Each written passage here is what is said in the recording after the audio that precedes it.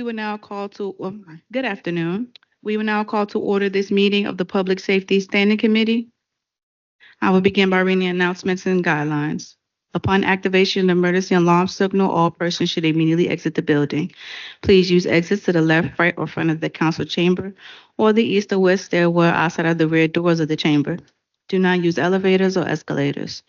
After exiting the building, proceed down the 9th Street and enter the assembly area located in the former Public Safety Building parking lot. Able persons should assist visually in hearing impaired visitors with exiting the building. Persons wishing to speak during the public comment period and/or public hearings are generally allowed 3 minutes to speak.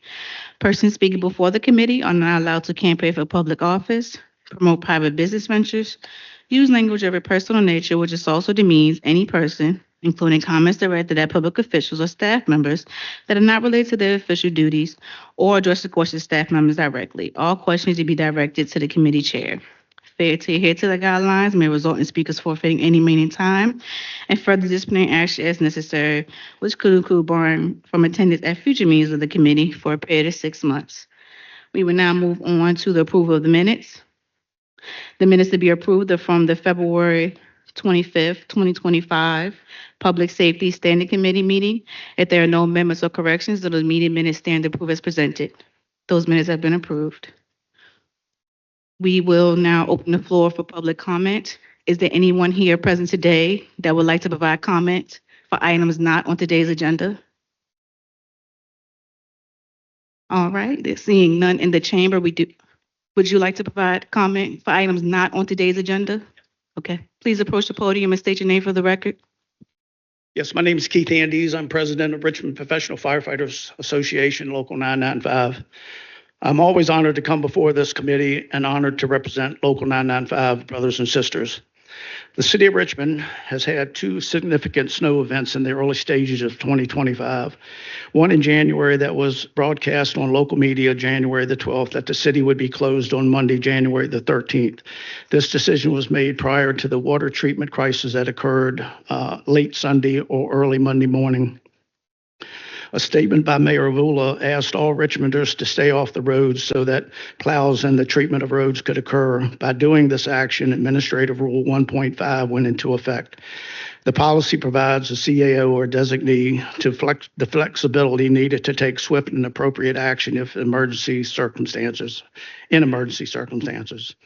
Under this administrative rule, a non-exempt employee as defined by FLSA, either essential or non-essential, who are required to work during an emergency will receive 1 1/2 times regular pay for the duty for the day or shift, plus any additional hours worked, which occurred, and for that our members greatly appreciate this gesture. That being said, jump ahead to February the 18th and 19th, when again the city of Richmond was closed due to snow. This time, the governor of Virginia declared a weather emergency, including the city of Richmond, to please stay off the roads unless you have to work or another important reason. With the city being closed and not a declaration declared by CAO or designee, non-essential and essential who are required to work during an emergency did not receive the 1 1/2 times regular pay for the day, plus any additional work. Our question today, why was this snow event in January that was declared a state of emergency in Richmond what was different from the snow emergency on February the 18th and 19th that was declared a state emergency by the governor, including the city of Richmond, which in turn closed city offices. And what we're seeking today is consistency and application of this administrative rule. Also related to the first snow water treatment crisis, DECPR employees, which received the 1 1/2 times on their paycheck, but also received an overpayment by the city of Richmond. The city gave the reason for overpayment by not understanding DECPR employees were to be paid 1 1/2 times, but instead paid 30 seconds. At a rate of 2 1/2 times their regular pay. Once notification was made, the employees, if the expected repayment was scheduled to start being deducted in their next pay. While members understood repayment would have to be reimbursed, confusion due to the expected overtime from the snow water treatment crisis made it difficult for employees to differentiate between the total amount paid with regular overtime and the unexpected That is your time. overpayment. You can finish. Amounts of overpayment in the range of $900 to $1,300. In fairness, when the overpayments happen, though through no fault of the employee, a more favorable amount of time should have been given for their overpayment funds to be paid back. We requested a 2-week to 30-day extension for repayment, but both requests were denied. In the future, we would hope another look at this administrative rule regarding overpayment can have a grace period of 2 weeks to 30 days notification on overpayment. With the national average of Americans living paycheck to paycheck, we feel a grace period is not a big request. And one last item, Madam, the fire department has experienced break-ins from December to January timeframe. Members of the Richmond Fire Department experienced break-ins of private vehicles on city firehouse property. While personal vehicles was stolen, while personal property was stolen from some vehicles, we are here today to ask that vehicles who had their windows broken be compensated for cost of new. These repairs are averaging around $350 per claim, but due to mostly having anywhere from $500 to $1,000 deductible, members are paying out of their pocket to repair. Claims have been submitted to the city attorney's office, but are being denied by risk management and told that's what insurance is for. Departments from Chesterfield, Henrico, Hanover, Charlottesville, Stafford County, Fredericksburg were experiencing these same break-ins. Fortunately, arrests have been made and court dates are scheduled. Firefighters are required to staff fire stations.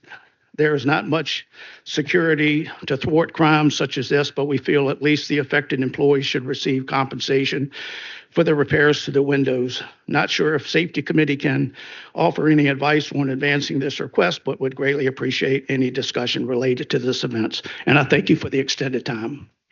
Keith, I know I got a lot on the agenda today, and you just brought a lot of stuff up. I'd like to get with you so I could have some of that information that you have that you brought up to us. Also, I don't see Chief Siegel here. Oh, Chief, I'm sorry. I need to get some more glasses. Anyway, I will speak to him because I know that I've asked for the cameras, and I know that he's been working on it, and I guess he's waiting for another report because I know Station 22 is like wide open on Broad Rock, and they have a lot of foot traffic and all of that.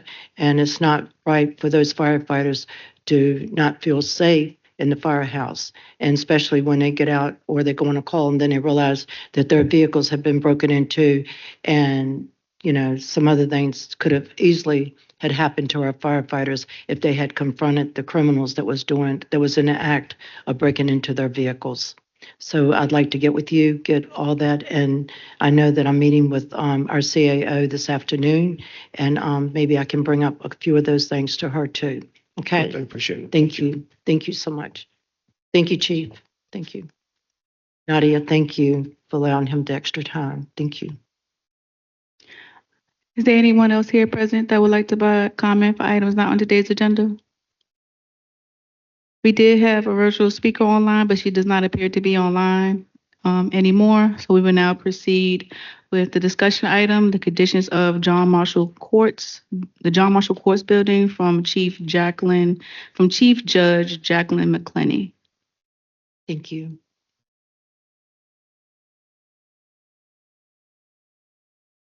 Good afternoon, Councilwoman Trammell and Councilwoman Abubakar. I am here with our Clerk of Court, Mr. Edward Jewett, at your invitation, so thank you for allowing us to be present.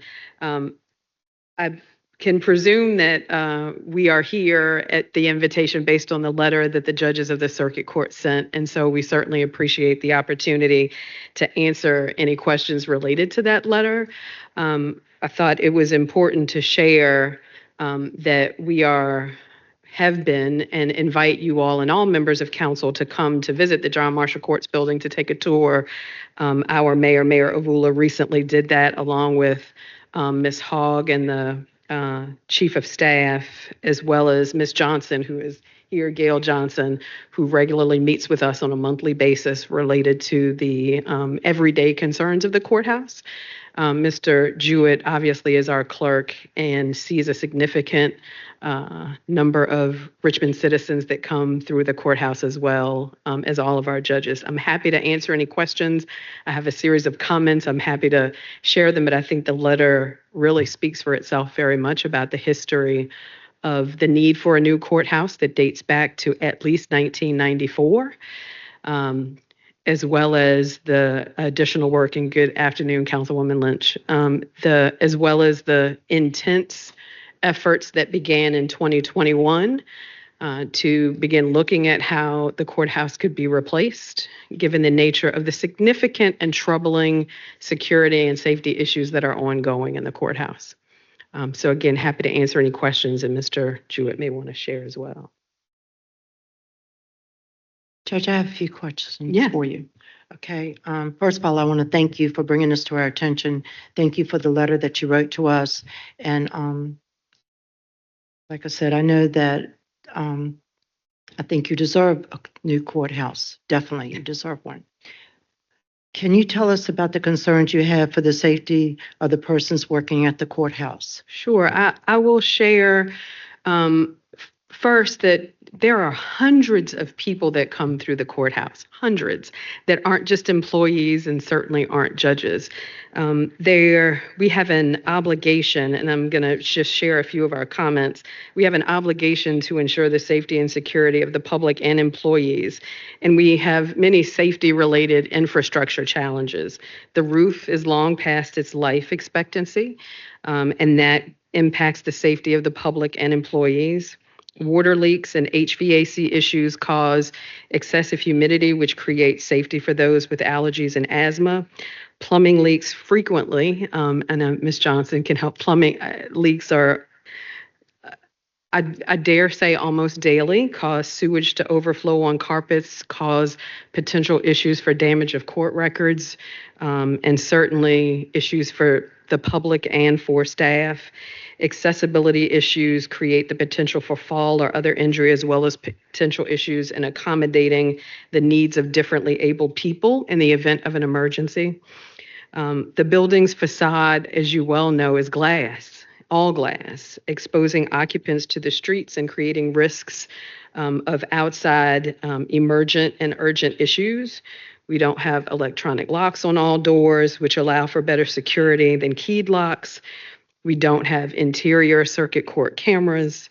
There are, again, I go back to water leaks, air quality, environmental quality, accessibility, all of those issues. And I'm really only naming a few. We have, as I said before, hundreds of people that take advantage of the courthouse, whether to come to the clerk's office for deed recording, marriage licenses, name changes.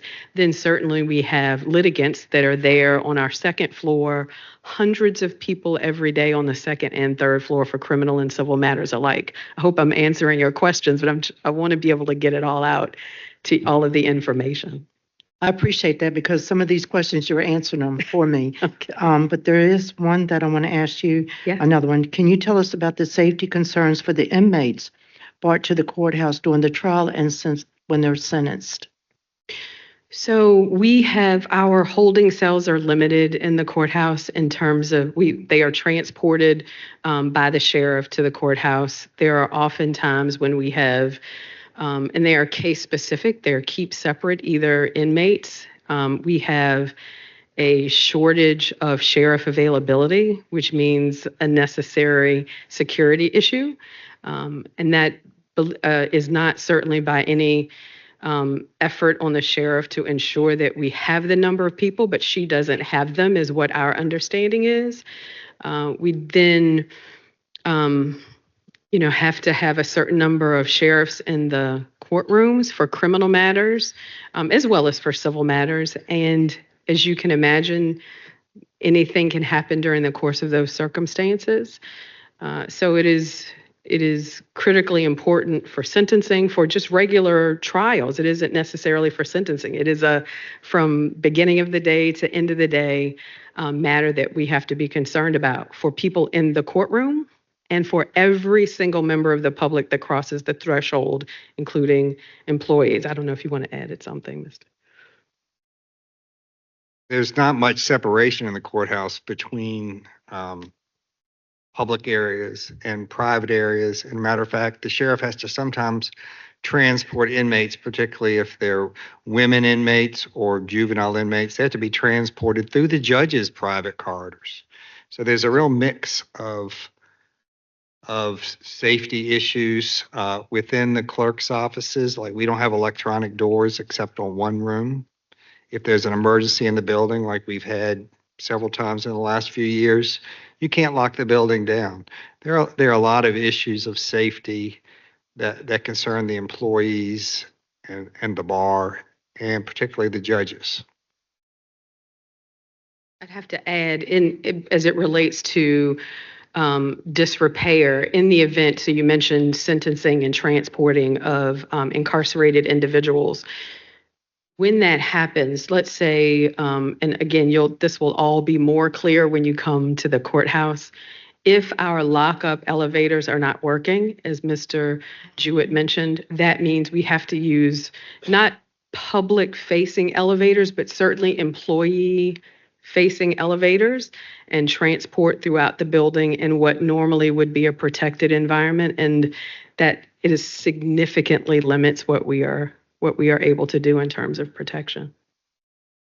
I do want to add again that every month we meet with Gail Johnson and her staff to talk about what's going on in the building, at least from how can we keep it together, how can we tape it together from day to day? And they do an excellent job of meeting with us monthly and figuring what's going to happen, but it really is, it's not even really a Band-Aid anymore. Did the last mayor's administration ever agree to the need for a new courthouse? Yes. They did agree to that. Yes. And please know that happened as far back as 1994. So I don't want to, I'm not casting aspersions, but to be clear that this has been ongoing since 1994. I know. We have, and Mr. Taylor requested, we have a couple of the reports available that were done on behalf of the court that we can provide them for you. Many of the other reports related to the building are reports requested by and done by the city themselves through architects and otherwise. But yes, as I mentioned earlier, in earnest in 2021, there were meetings of a number of stakeholders, thank you, a number of stakeholders. Those stakeholders also went to Norfolk to look at Norfolk's new courthouse to figure out what could be done and how it could be done. And we met over the course, or that stakeholder group met over the course of a couple of years with a plan on how things would look, what there would be. And please know, we understand there's a very large dollar amount associated with a brand new courthouse, but we know and believe, as we have discussed with the city administration, an option for either a new courthouse and or a significantly renovated courthouse. Okay, I understand that Homeland Security did an assessment of the building in 2016. Yes. What can you tell us publicly about its findings? Well, I will, and I have a copy of that report for you all, and it was done in 2016. There were a number of issues that were faced in 2016 to include buffer areas. There were 19, the Department of Homeland Security found 19 vulnerabilities, and I will provide that report to you. It included judges' chambers, just generally courtrooms, entrance lobby areas, the Sally Port, which is the loading dock where currently incarcerated individuals come. They recognized that some of the availabilities was the lack of a security plan. Just to make you aware, and Mr. Willoughby is on our security committee, we have a newly created security committee that's going to help with that process. But again, the building, we can only do so much. It included and having a security plan with law enforcement engaged, a written business continuity plan. That's something that we have done, but it was mitigation, response, recovery mechanisms, all of those things that we need in the building in order to address the larger issues. Okay. I don't know if you'll be able to answer this one. Is the Department Homeland Security assessment available to the press and to the public? Is the system or is the report available? I can't imagine that it's not. It was done on September 26, 2016 by the Richmond City Sheriff's Office, then with Sheriff Woody at the time, and done on behalf of the court at that time. I can't imagine it's not a public document if it came through the sheriff. But that without getting into more detail, it was a security force issue, entry controls, parking delivery, ballards outside, as you see outside of the General Assembly building to protect the building itself, electronic security systems. Those were all of those issues mentioned in the report. But it was done through the sheriff's office. Okay, and then one more question. Is there a written report by the State's Department of General Services that is available to the press and to the public? The city has that report. The statutory report that was done previously, it's available to the public. So we have The that. city report. Yes. Thank you. You're Thank welcome. you. I will be asking for that. Thank you so much. Sorry, you have some. Thank you. It's actually a question maybe for interim CAO Sabrina Joy Hogg. But in terms of, we just voted in council on the downtown core transformation grant plan. Will this in the courts building be a part of that overall assessment? Yes, interim CAO Sabrina Joy Hogg. Yes, it will be part of the assessment. And we are not disputing the fact that we know we have to build a new courthouse or even renovate the courthouse. So we are already in discussions with them. There has been an estimate that was developed a couple of years ago. It is cost prohibitive. So Judge McClinney and we are talking to figure out how to make that scope a little bit more realistic. So, but yes, it will be part of that grant, but we are also doing other work because we know this is a desperate need. So two more things. When you say cost prohibitive, what is? It was 300. To me is different than cost prohibitive. It was 350 million. Okay, and then is that on par with a new courts building of the size and scope necessary? I don't know. I don't know the details of that plan, but 350 million is not something that the city can afford readily. And back then, Judge McClinney was not chief judge at the time. She is now, and she's open to discussing not only consolidation, but as well as renovation of the existing site. Don't know if that's possible. We have to bring the architects and those folks back on the table to see how we can scope the project. And then will the multiple assessments that Judge McClinney referenced that have been done in the past, how will they be incorporated into this downtown core transformation plan? All of those safety precautions will be taken into consideration when the building is being designed. They're going to need separate hallways, lockups, all of that. And the building has to be hardened, which right now I think you have bulletproof glass, but it really needs to be hardened and set back. So all of that will be taken into consideration with the new courthouse. Is a part of the cost, that cost prohibitive 350 million, due to the location? Would that be building it back in the exact same spot? Set back then? I don't, I'm going to let her answer that. Yeah, theoretically it is, but it isn't. So there was a very large dollar amount. Some of that's based on location and some of it's not. It is the cost of building and the changing cost of construction generally.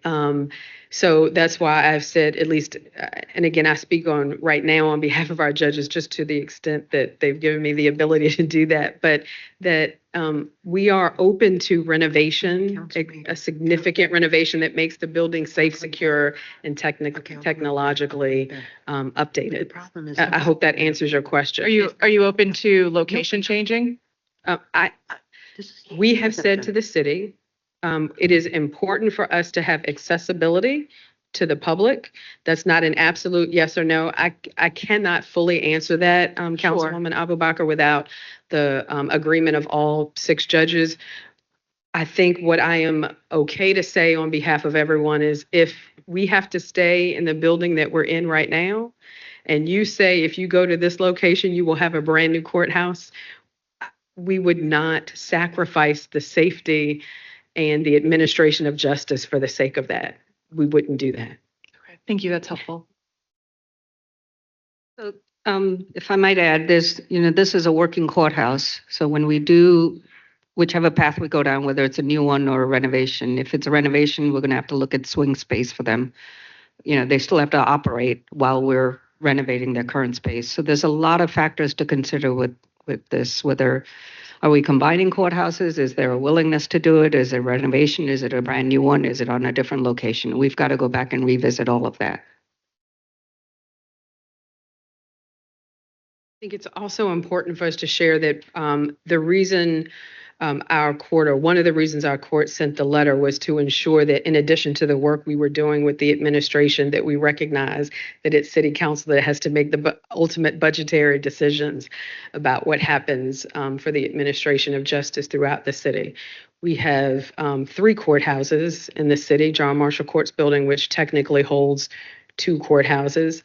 We have or the city has, Marsh Manchester, as well as the Oliver Hill Courts Building. And then we have any number of partners and stakeholders that are in all of those buildings, to include the clerk's office, Commonwealth Attorney, legal aid, who am I missing? Justice Services, the city's justice services, any number of partners and stakeholders. And we are most certainly open to expanding that in any city building. I think my only request and would implore as we start to do this planning for what feels like maybe the 3rd or 4th time, that we're planning in thoughts of the future and future capacity as opposed to current state.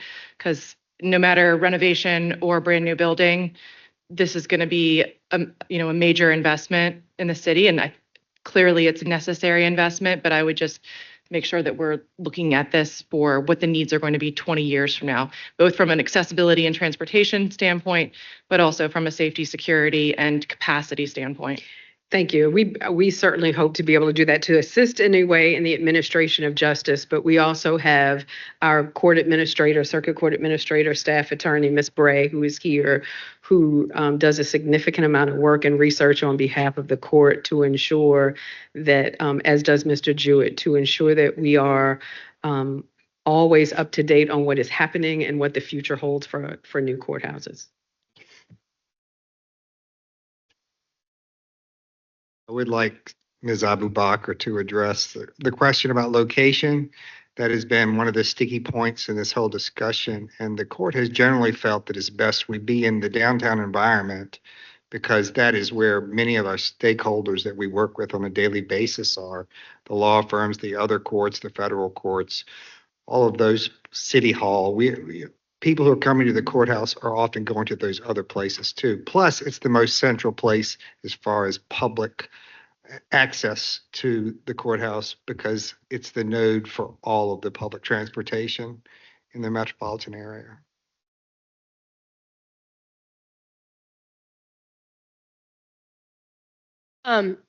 So if I recall, I mean, this has been a very long, ongoing conversation. And Councilmember Trammell, you remember, I had to look it up to refresh my memory, but we had, I think, appropriated, I mean, it was a $1.6 million, $1.7 million study that then predicated the plans and the composition of the centralized courthouse. I guess the question is, what happened? That's a really expensive, yet another very expensive study. What happened to that study? And number one, and then number two, we made a lot of decisions on the local recovery fund, the Biden bucks, as they are colloquially called. none of which I did not agree with the majority of that. I've been fairly vocal about my thoughts about that. And so yet again, we made the decision, we allocated about $78 million to build some new facilities and new community centers. Great, wonderful thing, noble thing. But we left the priorities that should have been at the top of our priority list to the wayside in lieu of doing some of those other projects. So ARPA, those dollars were about rebuilding back the city, taking care of the folks that really needed the relief and the help post-COVID. It strikes me as an appropriate use of any unobligated ARPA funding to use for this purpose, because this is a do or die. I mean, this is not something that we can ignore as a city. The health, safety, well-being of our of everyone who enters in that courtroom, whether you work there, you're going to attend trial there, you're a stakeholder, is at the jury, the citizens, is absolutely critical. So, to the extent that we can look at, what unobligated ARPA dollars are left, I think it makes sense. I mean, I think if it's a $300 million project, it's a $20 million something around there that we would have to put up and pay per year, correct? Yeah. So to the point of ARPA dollars, we've obligated everything but 50,000. So that's a closed window at this point with ARPA dollars. Is it, or can we go back to the drawing board with any of those? I mean, we've committed to on paper, but have we? Yeah, is there any? The way I understand it is once the obligations are done, that was December 31st of this year, you cannot move the money from where it's been assigned to. Is that our rule or IRS's rule? Federal rule. Maybe they would give us some wiggle room. But You can always ask. You can always ask. In any case, and then first question was about the $1.7 million study. So what happened to that work? I mean, again, that's a huge price tag. I don't know if that was done before me. I know there was a study done when I got here, and which produced the over $300 million price tag. So there is a document out there that has this design. And that's when we said, whoa, we can't afford that. We got to figure out how to make that work within our budget.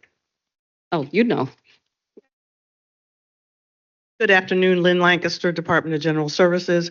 We did do a conceptual plan about 2.5 years ago as a result of a study that was done by the State's Department of General Services. We created an oversight committee, which included several judges and all the stakeholders that were deemed a part of what would be a future courthouse. So that's what that funding was for, and it was taken out of the planning funds that you guys had allocated, that council had allocated.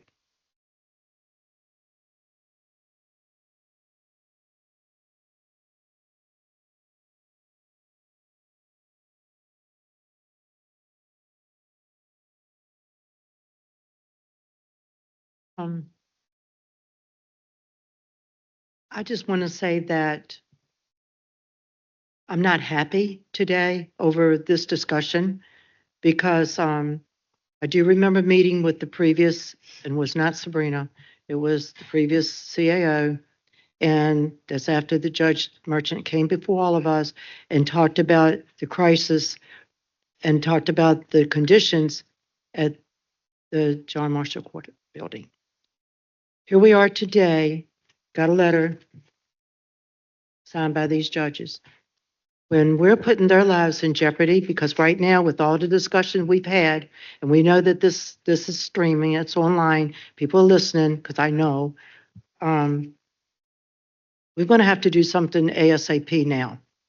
And my colleague's she brought up some good points about all this money that we had and this money that was like free money and it was thrown out. And you couldn't dare talk about, because I remember asking the previous CAO about a new courthouse. He said it wasn't going to happen. I asked about the security. He said, we'll just go over there and cut some bushes down. I asked about the glass building, because that was a big concern. Now here we are. We're going to have to do something now. And you know what? We're in the middle of the budget, and I know we've had different discussions about different things. There's a hell of a lot of waste right here at City Hall. Hell of a lot of waste right here. So what are we going to do about that?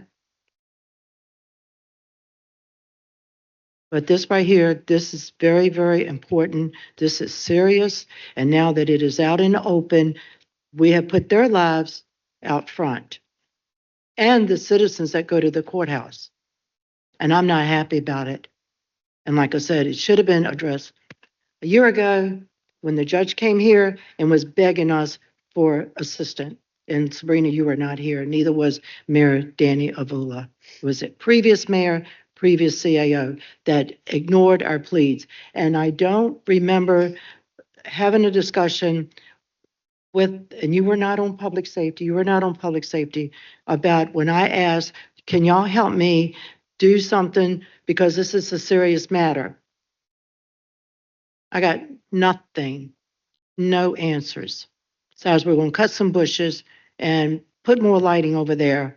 But now we're hearing different things about inside the courthouse, that the doors don't lock, this and that, and that's very, very alarming to me. Especially with so much mental illness and all of that that comes into the courthouse and in others. So I want to do a tour. Please call me. My number, I'll get with you. My number is 804-240-5050. I want to do a tour. My colleagues can come with me, or we can do one, whatever you prefer. And I said, I want to see those, because I asked, and I know that a year ago, it really didn't get anywhere because I think Judge Merchant felt like he was being ignored, which he was. His concerns were not being addressed. And with all this free money that we have, how much free money do we have right now? I think on our floor, we might have $160,000. We could probably find out where in the hell that money's going. So I do want you to come back, definitely. And I know that you told me earlier, Judge, that you were meeting with the mayor, that they have done the tour, and Sabrina, and she's good with her word. She says she's going to help, and we can work together. But definitely, I want to do something now. And when I meet with you this afternoon, maybe we can talk about what do we do now, since this is out in the open, about the safety of these judges over there in that courthouse and the citizens that come in there. Sabrina, ma'am, Judge, I'm sorry, Judge. Just a final word to say thank you. Again, as I mentioned, we've been working together, and it certainly is an opportunity for all of us to work together on behalf of the citizens that come into our courthouse, as well as the law firms, the businesses that take advantage that are located in the city as well. So thank you very much. And I want to thank my colleagues, both of them, for asking you the questions and bringing up things that she has a good point. We do all these studies, and what do we get out of these studies? It kind of like goes away, and then we don't never get follow-ups on it, and we don't know, and this is something right here is very serious, very serious. And we appreciate it. Thank you. And we're going to look in, we're not going to drop the ball on this. We got a new mayor here. CAO is right on top of it with us. My colleagues are here, and they hear your pleas for help, and we're going to help you all. Definitely. Thank you very much. Thank you so much. Thank you. We now have a presentation from Jackie Cross, Technology Director of Emergency Communications Preparedness and Response, regarding 911 EMS call processing times. Excuse me, just a point of order. I would actually like to invite Richmond Ambulance Authority up first to do their presentation. I'd like to do presentations in order of when they were delivered to the clerk.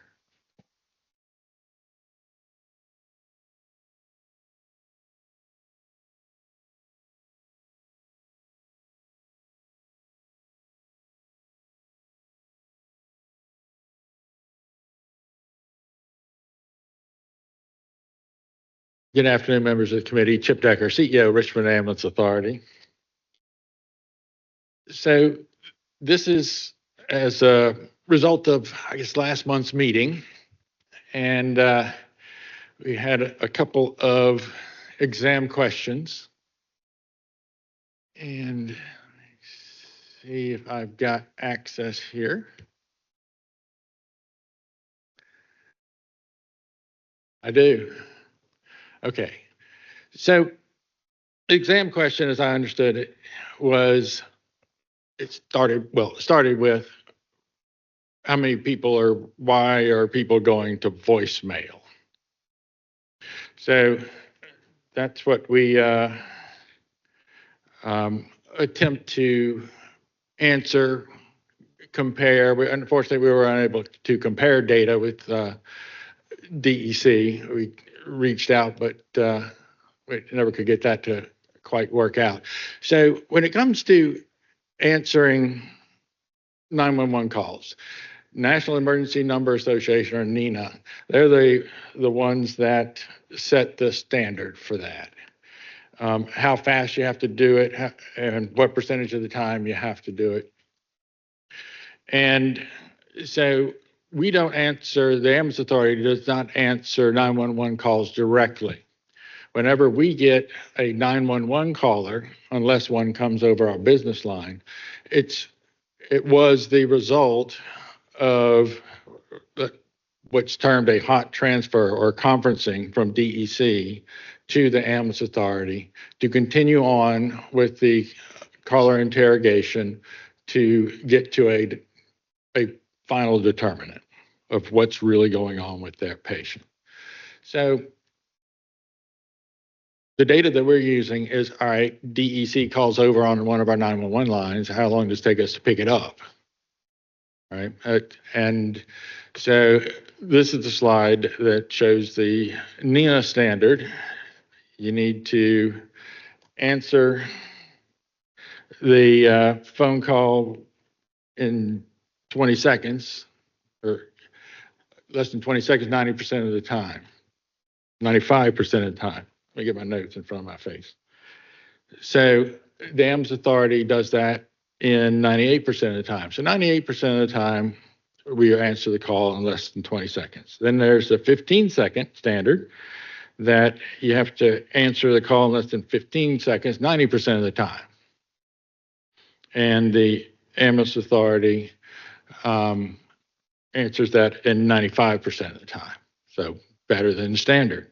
Then we have our own standard in-house. And that's 10 seconds or less. When the phone rings, all right, I want somebody to pick the phone up, because if you don't ever pick the phone up, then nothing else matters. So over 95% of the time, we answered the phone in 10 seconds or less. All right.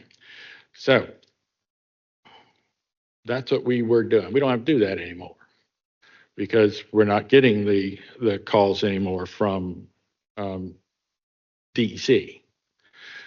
So if that was one of the exam questions on, how fast you're answering the phone, there you go. Now, then the discussion moved into, I think, our accreditation, the emergency medical dispatch, and the fact that the Ambulance Authority is no longer doing it after 30-some years of doing it. I think I mentioned we were an accredited center of excellence with the International Academies of Emergency Dispatch, the IAED. DEC and the Ambulance Authority use the same software. And so in theory, we would ask the same questions. And so the IAED sets the standards for call centers, dispatch centers that are using their software. So we've been accredited for 28 years, I think. And in order to do that, you have to audit yourself or have an outside person audit you and figure out, and this is where it gets a little bit confusing. If you, we're talking about call taking, we're not talking about dispatching, the actual dispatch of a vehicle. We're talking about somebody talking to a citizen that has a problem. Well, then you have folks that go behind and review the recording of the call taker. And then they figure out, all right, did you follow the script, if you will? Did you ask the right questions? Did you hear the right answers? And did you find yourself getting to the proper pre-arrival instructions? Whether, some examples would be how to do CPR, how to deliver a baby, how to stop bleeding, that kind of thing. So the different scores that you can get are high compliance or compliant. You did a bang up job, everything went fine. And the academy doesn't care about that because that's the expectation, is that you get it right. The next level down is partial compliance or a low compliance. It means you made minor mistakes, but for the most part, you got it right. And then there's the non-compliant. That means you just totally didn't get where you needed to be. Major mistakes in the call taking process, they do not meet or come close to meeting the expectation of the international standard. So here's our performance with the accreditation standards. Non-compliant, that means you totally missed it. You can't be more than 7% of the calls that you take. Low compliance cannot be more than 10%. Partial compliance cannot be more than 10%. And you can see the months and see what our scores were from July 23rd to December 23rd. So anything outside of the accreditation standards puts my accreditation at risk. So I'll pick December. Partial compliance, so they did something wrong 3% of the time. Low compliance, they could have done better, 1%, and 4% were non-compliant. 77% were perfect, and 15% got the job done. All right. So that is one of the ways to compare to PSAPs, if you will, public safety answering points, or, with their compliance scores. Now, I can't compare them for you, unfortunately, but maybe you can get that. So the patient impact. Now, as I said before, you got to answer the phone. If you don't pick the phone up, none of this matters, right? And then you got to get it right. You've got to listen. You've got to pick the right call type, and then you have to ask the right questions. So we categorize EMS calls as priority 1, 2, or 3. Priority 1 calls are the most serious, most time sensitive, heart attacks, cardiac arrest, that kind of thing.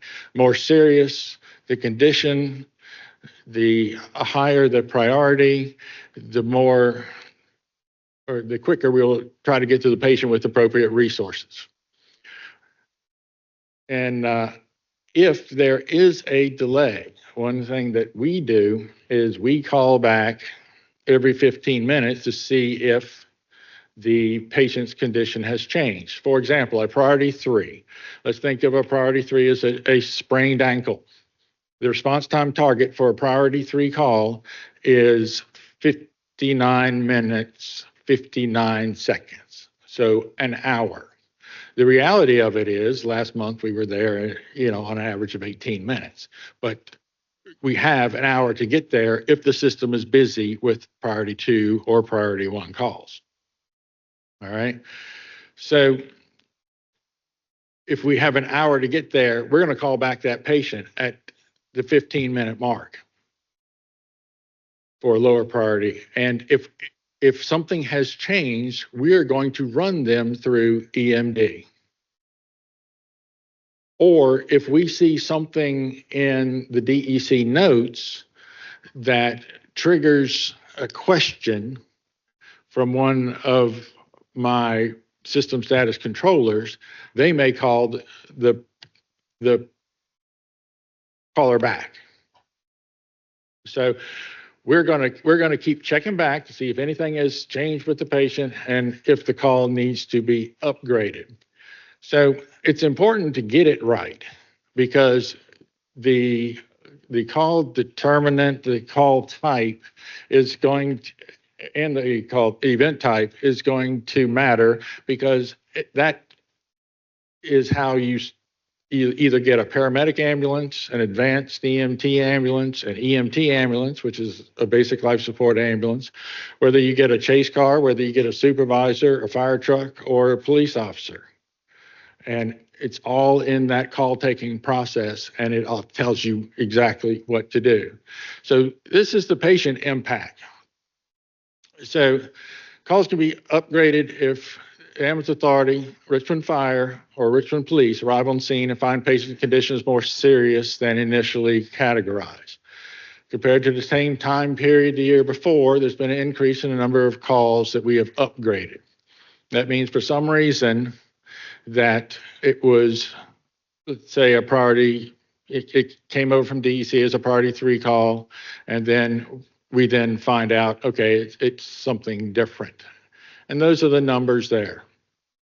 So we're looking at when we had it, and we're looking at what's been going on now. Now, I am absolutely not trying to be unkind to any of the folks that are on the ground who are taking these calls. I have a lot of respect for what call takers do. It's a very stressful job. I mean, you're getting yelled at a lot. You know, the people are probably having their worst moment, and they want somebody there yesterday. So, you know, it's just a matter of the training and the tools that you have as to how successful you're going to be at anything, right? So I am certainly not trying to bash the folks at DEC who are doing this work. I'm sure they're trying their level best, you know, to get it right, given the resources that they have. So in some of these cases, the calls are incorrectly categorized during the call taking process, leading to delayed response. And since we have paramedics and EMTs that are taking the calls, their background, they can pick up on different things that a layperson might not pick up on. And so, for example, had a call to a doctor's office, and it was for transfer to a hospital. And the caller said the patient was having a STEMI.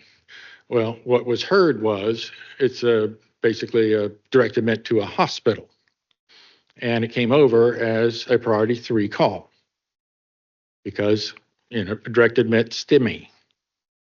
Now, that may not mean much to you, but to my folks, when they call back at 15 minutes, because it was, you know, a low priority call, it was just a direct admit, you know, when they call back in 15 minutes and they say, where are you? We told you it was a STEMI.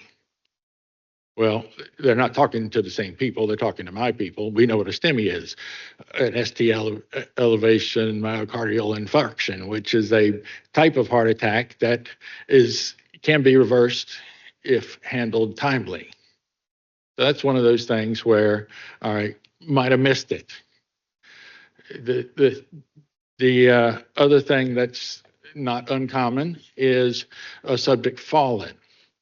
Well, then we look at it and say, all right, a subject has fallen, but in the notes it might say there's facial droop or they can't move aside. Well, to me, that means that it's signs of a stroke. Again, it's not a ground level fall. You need to dive in a little bit either deeper or with more background to understand, the severity of what's going on, or the pregnancy, no contractions but abdominal pain. Before the call ended, there were more people on that scene. Just saying. So,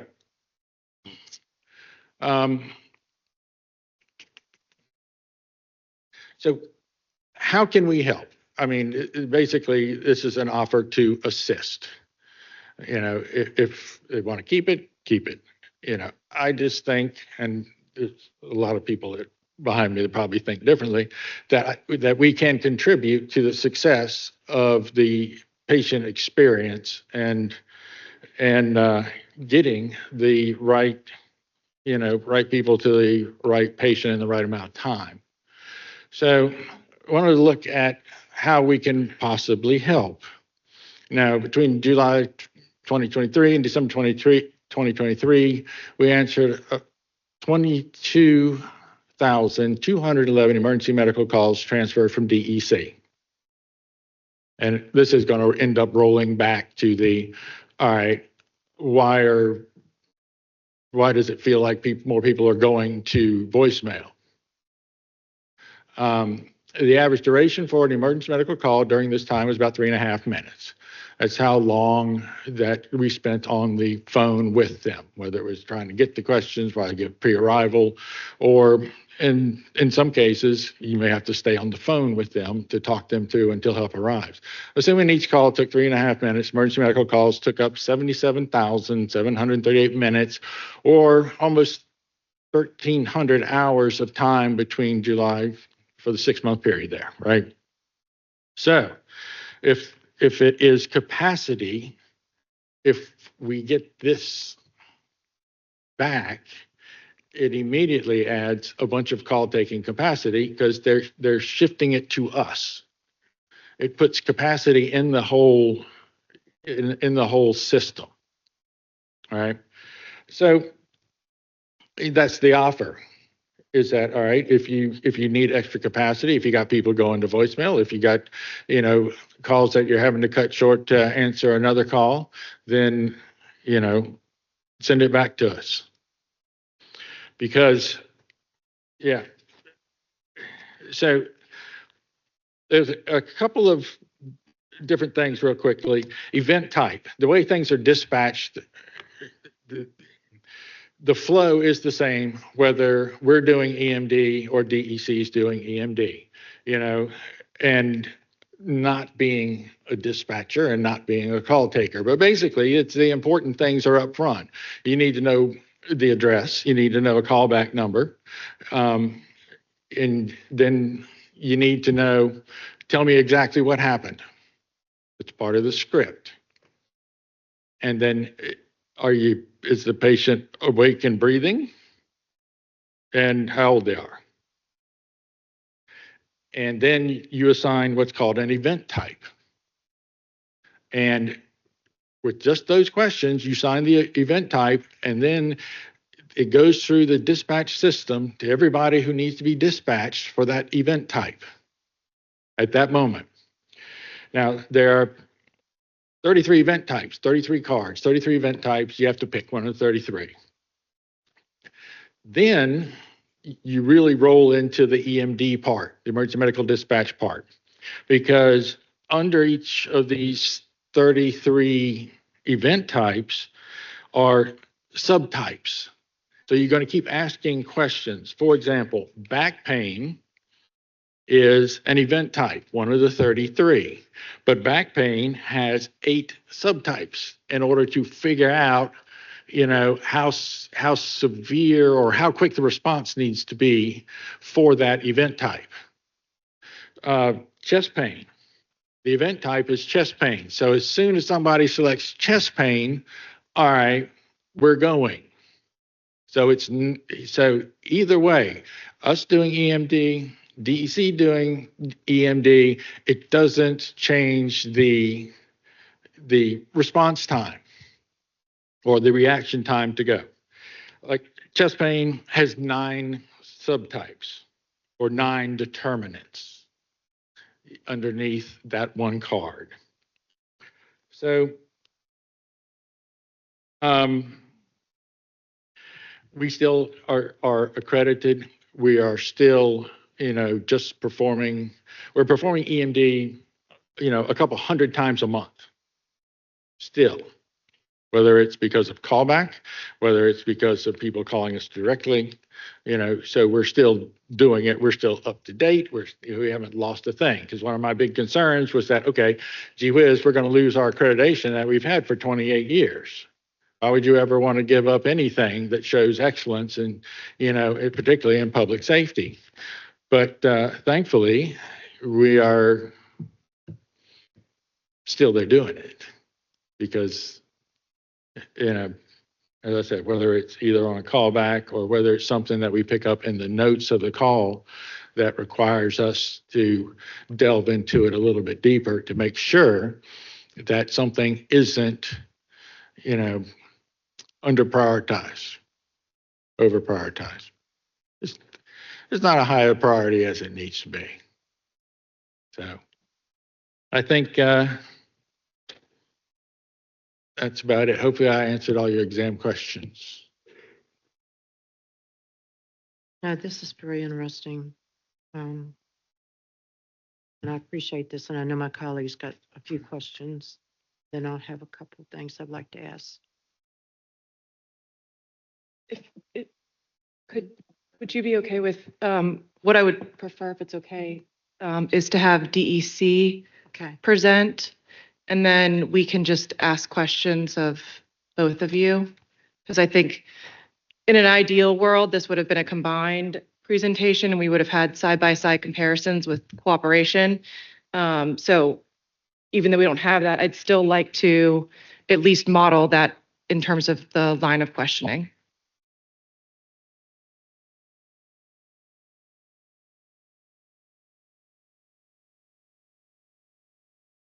Good afternoon, Stephen Willoughby, Director of Emergency Communications Preparedness and Response. And in our presentation, we do have some side-by-side comparisons that may help in this. Got with me Jackie Karatz, who is the Deputy Director at DECPR, and we'll be discussing the processes that we have done recently to modernize the delivery of emergency medical dispatch in the city and the efficiencies that those changes have delivered. Jackie will be doing most of the presentation, so I'm going to turn it over to him. Sure. Jackie Krotz, I'm the Deputy Director for the Technology Division for DECPR. Before I get into this, I want to give a little bit of a background for the two new council persons' benefit. I have nearly 28 years of experience in 911 technology. 18 years of that, I've been here with the city of Richmond. And my role has been to improve 911 efficiencies with the city by using technology. Now, I'm very passionate about this because it's personal to me. It's personal because, and I don't talk about this a lot, but in 2020, my daughter was murdered as a result of domestic violence. So 911 efficiencies, it's really personal to me. So it's something I'm very passionate about. So we'll get into it here. So why are we here? Why are we talking about this? We eliminated the 911 transfer call on January 1st of 2024. As a result of that, it was all due because a law was passed. A law was passed on January 1st of 2024, stating that every PSAP in the Commonwealth, PSAP of the Public Safety Answering Points, will provide EMD for the citizens that call 911. Now, that's by code. Before we implemented it and we went live, all DEC personnel have been fully trained and certified to provide EMD. And by doing so, by not transferring the 911 calls, we're able to provide pre-arrival instructions sooner to the caller.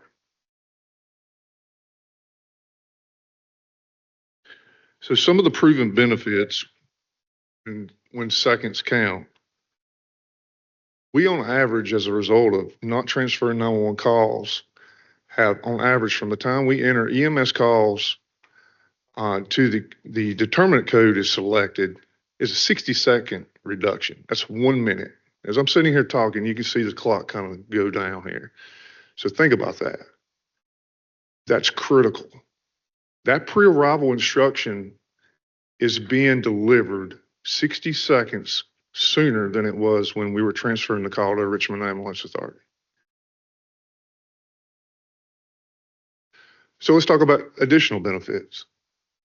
So no longer are the citizens of Richmond, when they call 911, they're having to talk to multiple communication officers. So that's going to reduce the frustration when they do call 911. Not only that, when you call 911 today, our communications officers can handle everything. You're going to get one single call taker that can handle police, fire, and EMS call. We're handling everything on that one call. No transfers. Transfers, when you transfer 911, there's a possibility that call could be dropped. That's happened. It's documented cases that has happened. Additionally, there has been numerous studies by third parties dating back to 2011 that in every recommendation that has come out of those studies, at least 3 of them have been done. Most recently, just last year by the Robert Bob Group, every study has recommended co-location and consolidation. Not only is co-location and consolidation, it's a national trend. It's a national trend. It's a lot of cost savings involved in that because you're not running resources or equipment and everything that's involved to stand up a 911 center. And lastly, I would like to talk about that. We do all of our quality assurance through the International Academy of Emergency Dispatch, which is a third party. We do not audit ourselves. We have a third party doing that for us.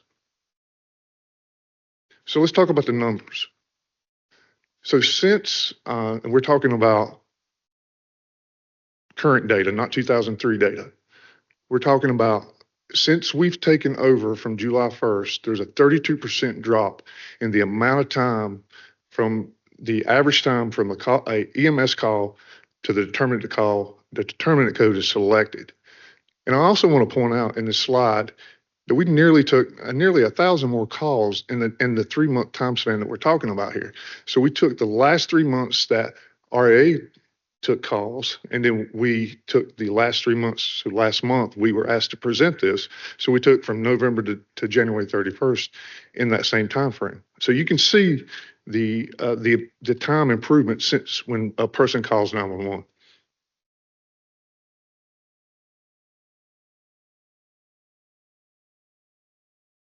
Called up here. So just to kind of recap, when you transfer a 911 to a secondary PSAP, it takes time. We've proved the current data shows that there is a average on 1 minute faster to giving pre-arrival instructions. Additionally, when there's cost savings that have potentially could save the city because we're no longer having to have 2 dispatch protocols in place for both agencies. The city has invested substantially into their protocol systems that not only do EMD, they also do police and fire as well. So at this time, I'll let Director Willoughby come up. And Thank you, Jackie. So as we mentioned earlier, this process is modernized the way EMD is delivered in the city. Richmond emergency communications officers are certified by the International Academy of Emergency Dispatch in EMD, just as REA is. The layering of EMTs and paramedic certification on top of the IAED certification is not necessary and is not required by the Academy. An argument could be made that certified EMT and paramedics perhaps better serve the city being assigned to ambulances and responding to 911 calls. Furthermore, EMT and paramedics taking 911 calls is an antiquated way of doing business, delivering service. For instance, police officers and firefighters haven't answered 911 calls or emergency calls in the city of Richmond in 30 years. We, as well as RAA, use a structured protocol system, as Chip mentioned, approved by a panel of medical professionals and signed off by a physician who is the medical director. If RAAs, EMTs, and paramedics are freelancing and deviating from that protocol to manipulate priorities of calls, this is a deviation from the national standard and would have jeopardized RAA's accreditation. I understand that IAFF have chosen to weigh in on this issue. I find this very interesting that they've prioritized this issue over the fact that their firefighters are regularly having to wait on scene 30 to 45 minutes for an ambulance to transport a patient that they're providing care to in the field.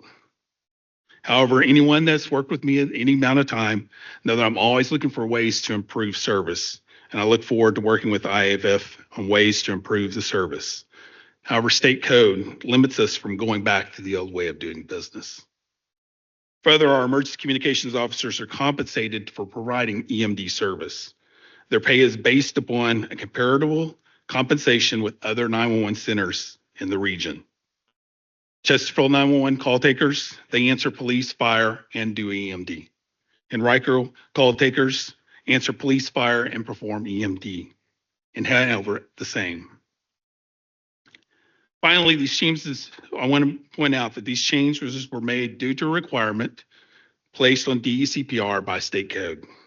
These changes are consistent with the recommendations made by the Robert Bob Group in 2022.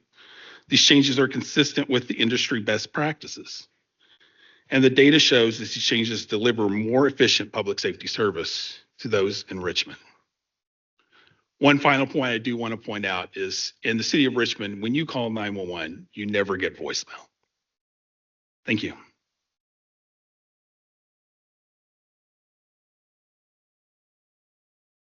Thank you both for those presentations. I have a number of questions. Some of them are for DEC, some are for RAA. I'll start with DEC. Mr. Willoughby, you'll realize this about me, but it is never a good idea to say anything bad about my firefighters. So I don't think bringing them into this conversation at this point is particularly relevant. In terms of, again, trying to compare apples to apples here, you don't address the IAED scores in your presentation and how well you're categorizing those 911 calls. You're talking about the quality assurance scores. As Mr. Cross mentioned, we use a third party to do those scores, and we're happy to provide those scores. We are in the first year of this implementation, so IAED looks at that. We're working towards accreditation, so that first year is a bit of a buffer. But if we're going to compare scores, we would want to compare our last 3 months to the most current numbers that RAA has before we began answering the calls. Okay, and then with answering calls, to be fair, you do get people to voicemail because there are people who post, and this is not a commentary on your people. This is one of the things that I mentioned to the mayor and to the CAO is that we need to be as a city okay with taking this criticism and with kind of putting this stuff aside because we're all just trying to serve the people of Richmond. But I have on my phone somebody going to 911 and getting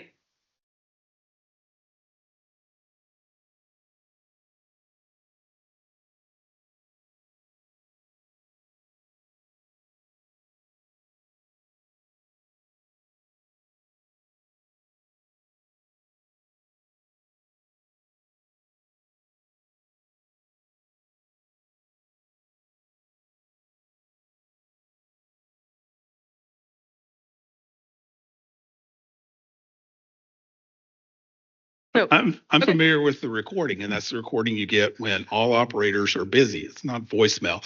What it's doing is that is providing Semantics, reassurance. really, because like it's not a live person. So whether they say it's not voicemail, but it's an automated response and they're still being put on hold, then that is, Fair.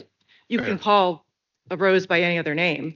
It is voicemail. So one of the things that I would ask is how many of your calls are going to that, whether you call it voicemail or an automation, what percentage of your calls are going to that currently? I believe we can provide you that data. Okay. Um, I will reassure you that we're with the nationals, and we consistently fall within national standards of answering our 911 calls within those standards. So 90% of our calls are answered within 20 seconds, at least. Okay, well, that was not shown in the presentation. In addition to talking about how you're categorizing calls, you did not mention how frequently that categorization is accurate.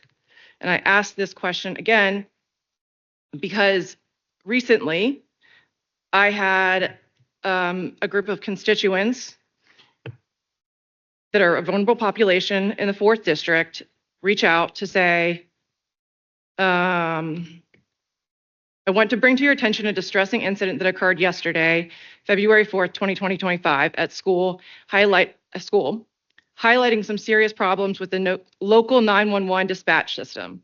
Recently, a student at our school located at Forest Hill Park was injured at the park in a tremendous amount of pain. Despite calling 911, we were told no ambulances were available, and we were also told that local firefighters could not provide first aid. After an agonizing 30-minute wait, a staff member had to carry the student to the car to be brought to the hospital.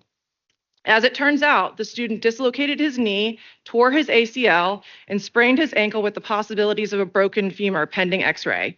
When the student was admitted to the hospital, they debated the necessity of performing an emergency surgery. I only dive into these details in order to convey the intensity of the moment.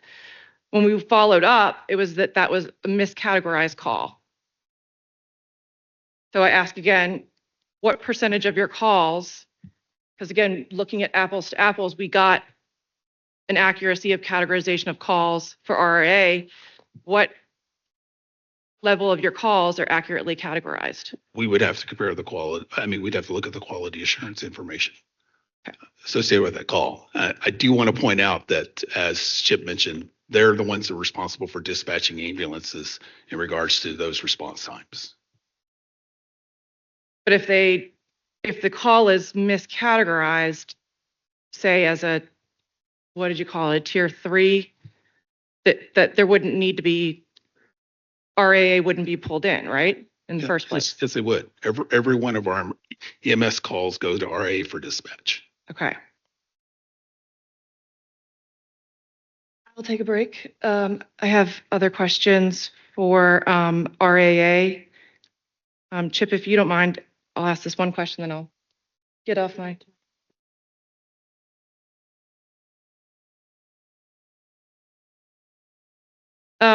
Okay, so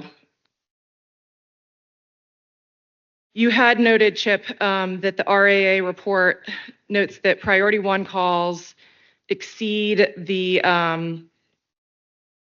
8 minutes 49 or 8 minutes 59 second standard 39% of the time, which I know is still within accreditation. But what are some of the strategies that RAA is working to improve those response times, especially in those high priority cases? The response time for a vehicle to the scene. Mhm. So, yes, it needs to be prioritized correctly. And I think that's one of the things that goes to the incident that you just mentioned. Originally, there was an ambulance assigned to it, and then the priority dropped. And so the ambulance was pulled for a different call. So the big thing is people and retaining the people, which goes along with paying the people. Right now, I'm essentially full staff. And so times are good, literally. And so it comes down to how, the capacity of your system. There are some things that are straining my system, and it's things that are not necessarily within my control. And I'm looking towards, say, hospital wall times, things like that. But yes, what I need to happen, I need DEC to get it right. They have to answer the phone. They have to pick the right event type. Then they have to follow it down to the right determinant. As I said before, we're dispatching based on event type. At the bottom of that list of questions is the determinant, right? And so the 60 seconds that was on the screen is from the time DEC gets the call to the time potentially we would have gotten to it. In that time is that hot transfer, and a requirement of our accreditation is we've got to make sure that the unaccredited center got it right. So we have to ask, what is the address? What is the phone number you're calling from? All right. So that takes a little bit of time to do. But during that particular time frame, it's already been dispatched. It's already been dispatched. So yes,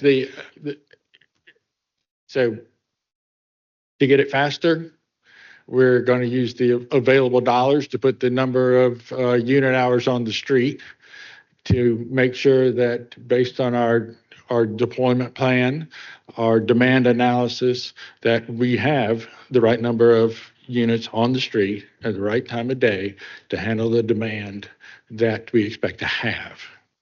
And so But we need to get to your point with that particular, example, the call downgraded. If it's something that could have potentially been urgent to something that wasn't. Okay.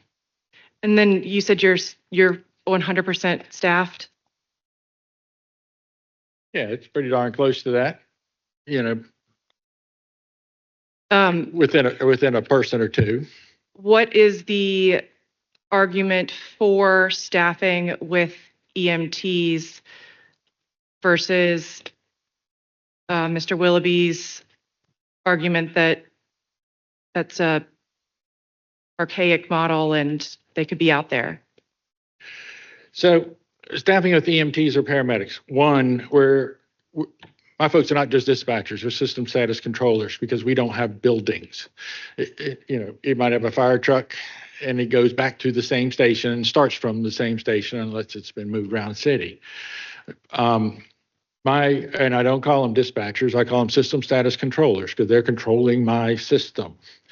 So they are looking at where historical data shows this time of day, this day of the week, where's the next call going to be? And that's where they're going to put the ambulance. And if I have two available, then the whole plan builds out.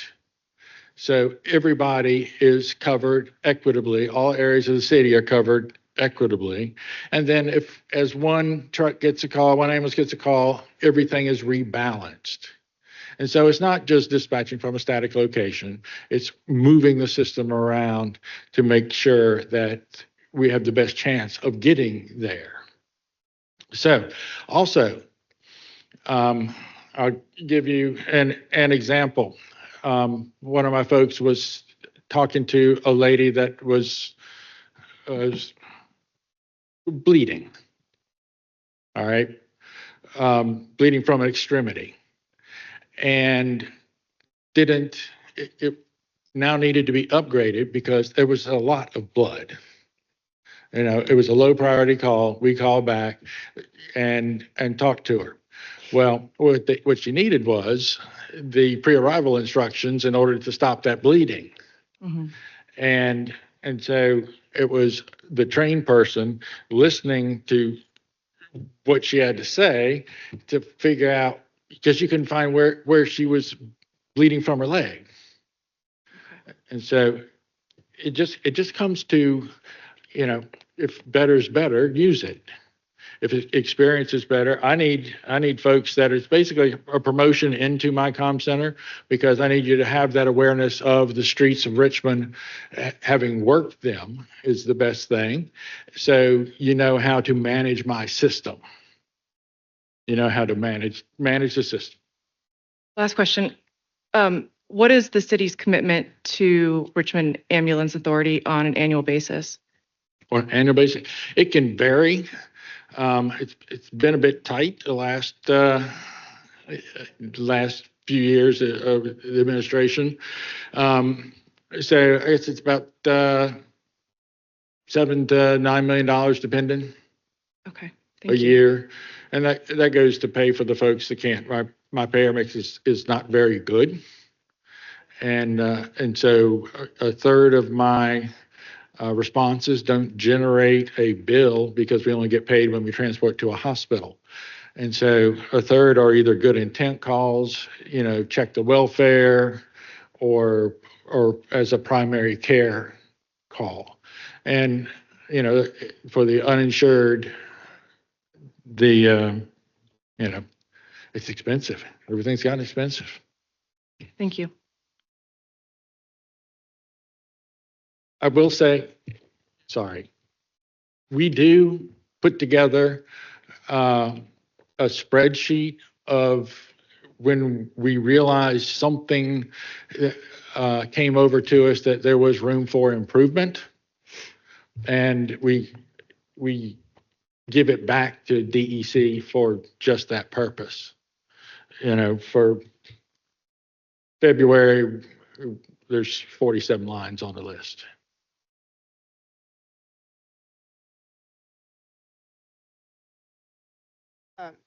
And Councilmember Abubakar, were you asking about the cost that the city puts?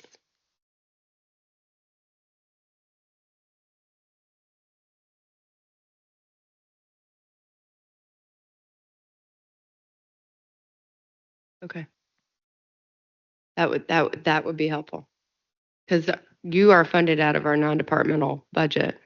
I believe it's 7.1 I'm in the million. right. If you were asking million. to know how much to give us this year, we get $23 million from the city. Not really, but yeah, we've been underfunded for the last few years. It's been a bit tough. We've had to spend down our rainy day fund or whatever. The majority of my revenue comes from billing for federal programs, and federal programs at this point are.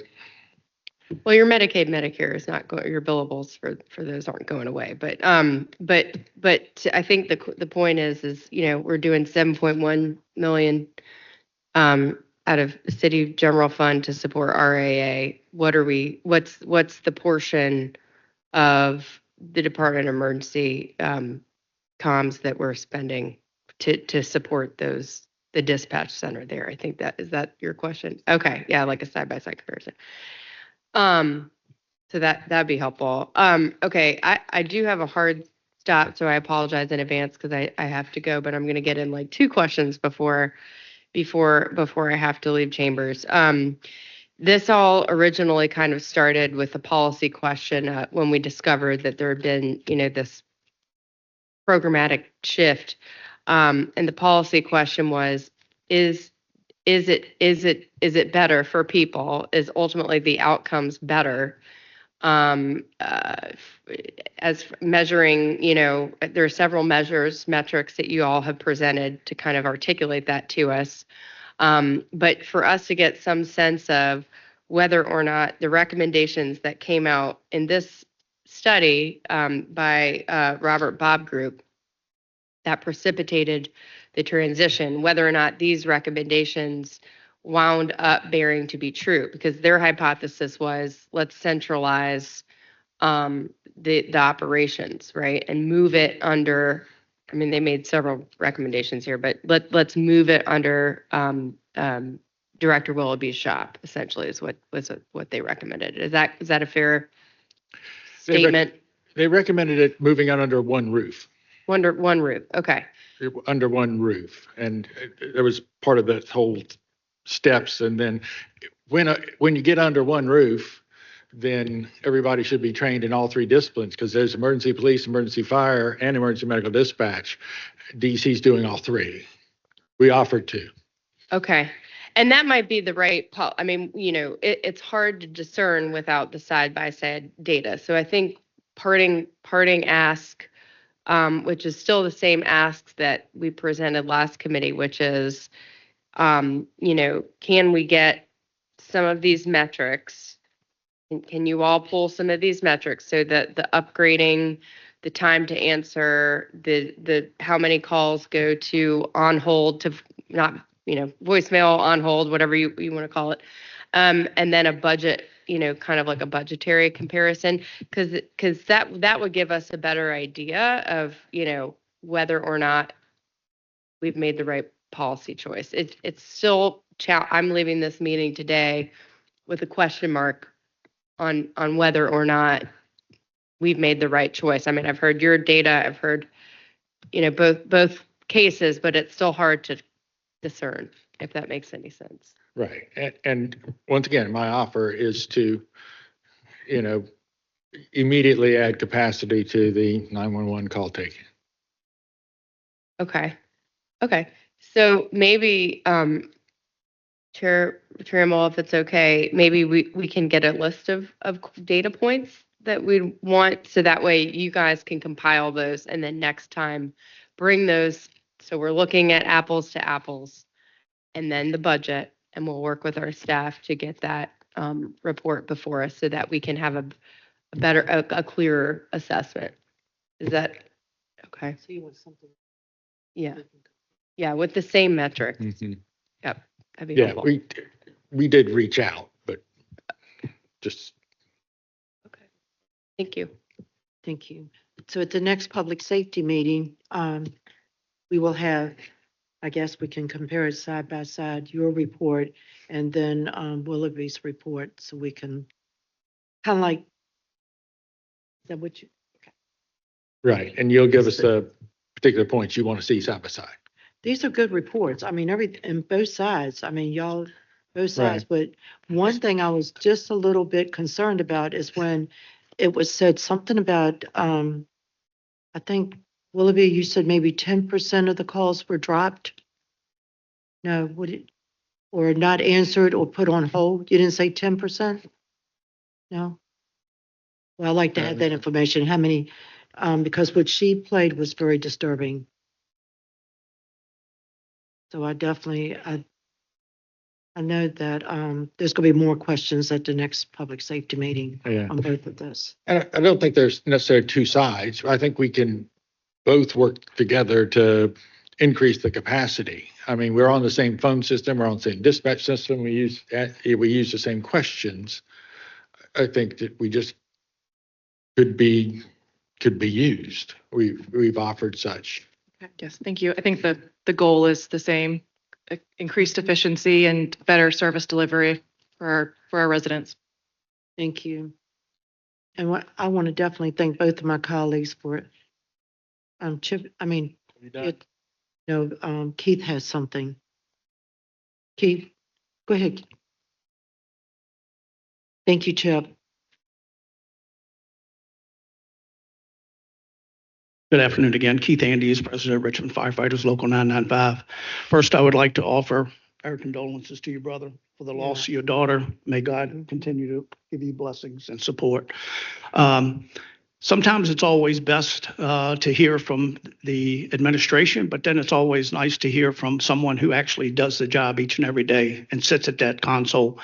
And so I would like to bring up, if it's okay with you, Ryan Clark, who is our e-board member, and he would like to make a few comments if possible, if that's good with you. Yeah. Thank you. Okay. Thank you, Keith. Good afternoon, Council. Good afternoon. My name is Ryan Clark. I serve as a communications officer at DEC for 8 years now. I'm a shop steward and e-board member for the IAFF, also a 4th District resident, so thank you. And the IAFF represents all the dedicated 911 call takers that serve our city 24 hours a day, 7 days a week, in the snow, even if we don't always get compensated for it. So I wanted to talk to you about this and some of the complex situation that's going on. But in July of last year, our members were assigned responsibility for handling 911 calls for EMS. This was without adequate training to how our people feel or mentorship to navigate these complex situations. The decision to transfer EMS call taking was made in secret without sufficient, if any, communication to the rank and file or to the union. All of this was happening during active contract negotiations, so we weren't allowed to negotiate the impact or the compensation of our members for this. On the week of March 4th, our staff were notified officially by DEC that we would be assuming call taking responsibilities starting July 1st. So it's not a big time frame for people to get ready for this. In that time frame, the IFF repeatedly advised management that our staff is not prepared. We listen to our people. They're telling us they're not ready to take care of this. We have requested many times either additional training, definitely needed, but also some time for us to actually train up and get ready to go live with this.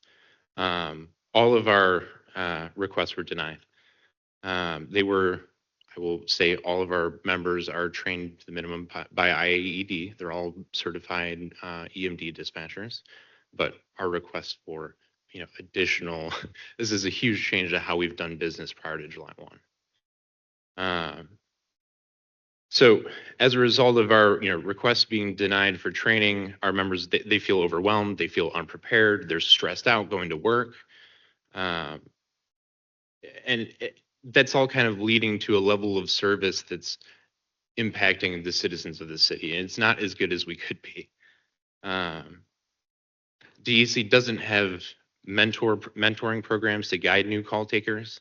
And even the most experienced people that have been at DEC now that are still here, we're talking like a year of experience or less than a year of experience with EMD, trying to train brand new people how to do EMD with no paramedics or anybody that has medical experience to like mentor us and get us there.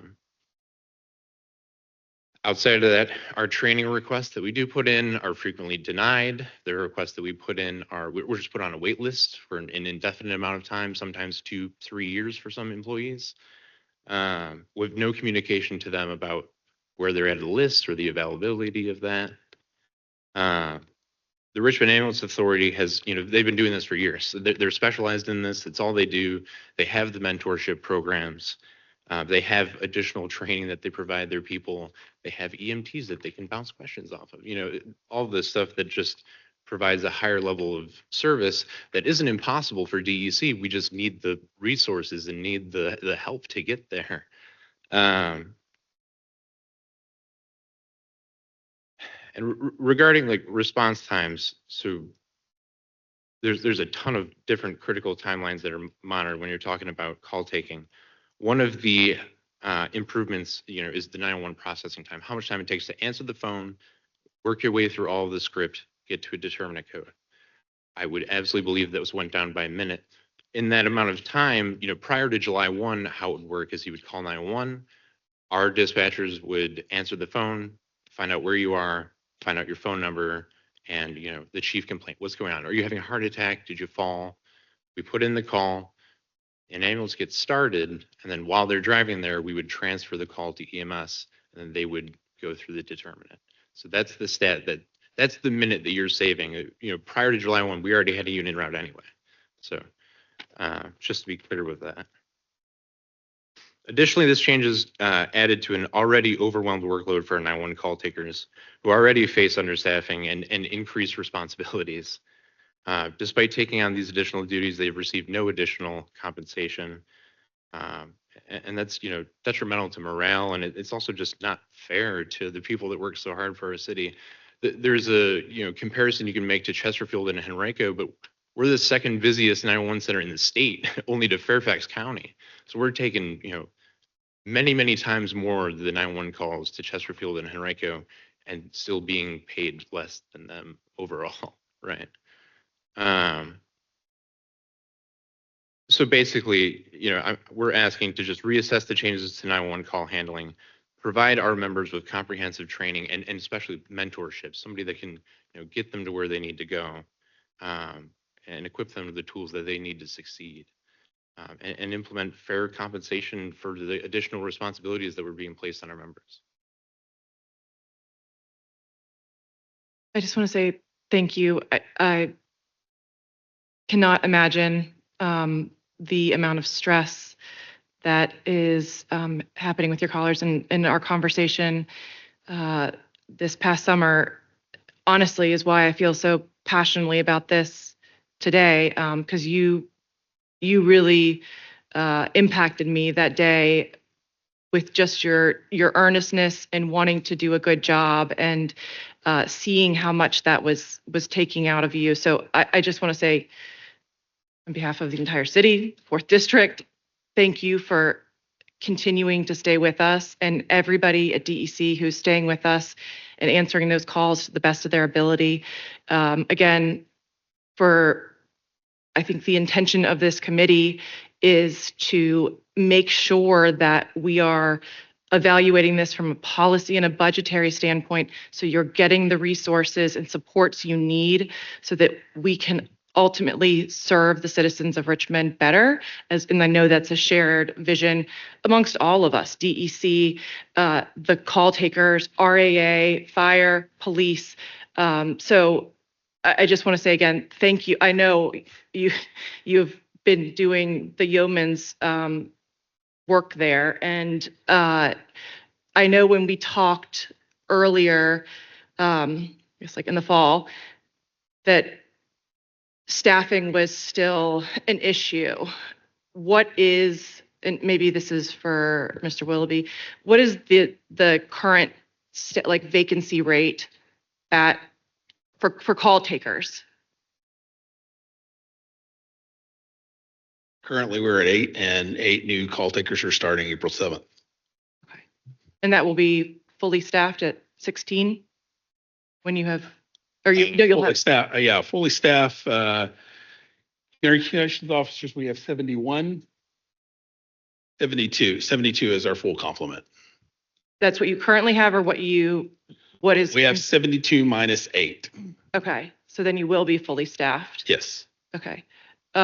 Is there anything that you could speak to about in terms of training and support that was just mentioned? Yeah, I was looking back at the Deputy Director of Operations. We'll follow up. Any of those requests for additional training really haven't made it our way. We make sure that we're providing continuing education every month. But we want to provide the best service, and so we want to dive a little bit deeper into that of see if there's additional training that needs to be done. It sounds like there's an appetite for that. Yeah, I would say so. Yeah, thank you. Thank you. Thank you. Thank you so much. Thank you, council members. Thank you. I would ask for, if it's okay, just for a couple of minutes for Chief Siegel to come for us.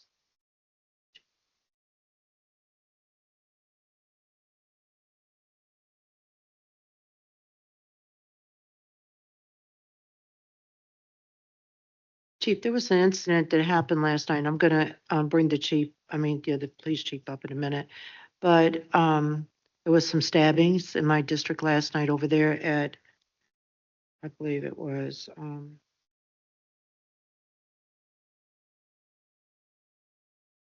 she's texting me.